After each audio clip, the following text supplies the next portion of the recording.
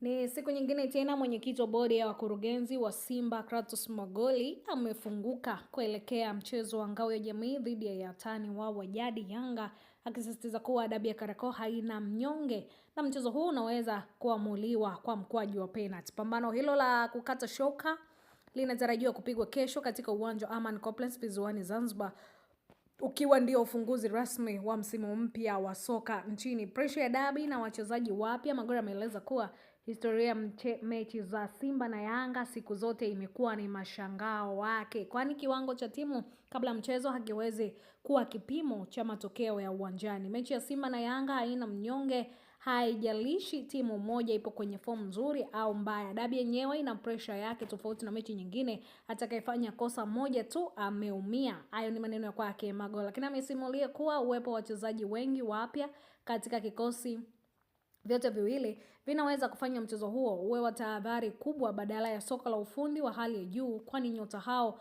bado wanatafuta muunganiko na uzoefu wa pressure ya dabi. Kutokuwepo na mabao ya utaratibu wa penalty kutokana na mbinu za kuizuia makosa na tahadhari zilizochukuliwa na makocha wa pande zote mbili, Magoli atarajia kuona mechi ama mchezo wenye mfululizo wa mabao mengi zaidi. Siwezi kutarajia mabao mengi kwenye mchezo huu. Kuna uwezekano mkubwa timu zote zikawa makini sana na mwisho wa siku mshindi akaamuliwa kwa njia ya penalty baada ya dakika 90. Lakini kwa nini amesema kuwa kama wachezaji wapya watachelewa kuingia kwenye mfumo, mwalimu ana uwezo wa kuwatumia nyota walioweza kupata matokeo. Aliwataja wachezaji kama Clatous Chama, Anicet Aura, Elie Mpanzu na Libese Guye kuwa katika mchanganyiko huo. Hii ni Gift Online.